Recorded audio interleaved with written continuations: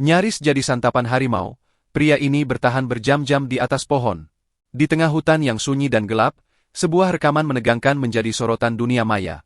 Seorang pria di Malaysia mengalami momen tegang saat harus bertahan di atas pohon sambil dikepung seekor harimau.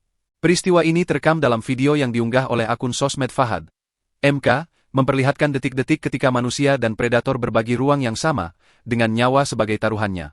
Dalam rekaman tersebut, terlihat pria itu memanjat pohon dengan bantuan alat sederhana, tubuhnya bergerak cepat namun hati-hati, seolah setiap inci sangat berarti.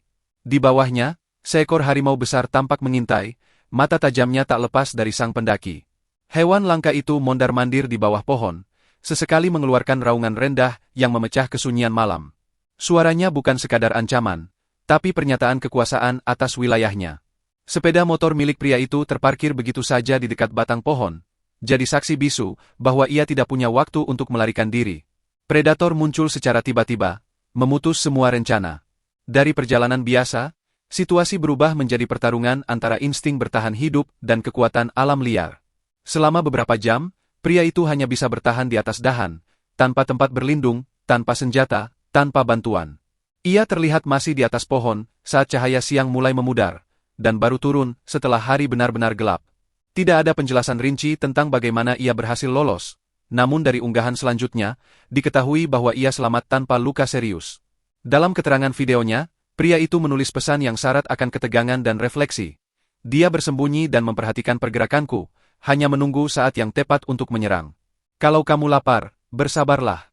Ia menyadari bahwa harimau bukan hewan yang jahat, melainkan pemburu yang sabar, yang menunggu mangsanya lengah. Ia juga mengaku sempat merasa lelah dan lapar, hampir memaksanya turun. Namun naluri berkata lain. Kalau aku lelah, aku pasti turun karena aku juga lapar. Tragedi yang terjadi sulit dijelaskan, jadikan itu pengalaman untuk diri sendiri. Tulisnya, seolah memberi pelajaran bagi siapapun yang ingin menjelajahi alam bebas. Dalam kolom komentar, pria itu menambahkan bahwa harimau sempat bertahan di lokasi selama beberapa menit sebelum menghilang dari pandangan. Meski hewan itu sudah tak terlihat, suasana tetap mencekam.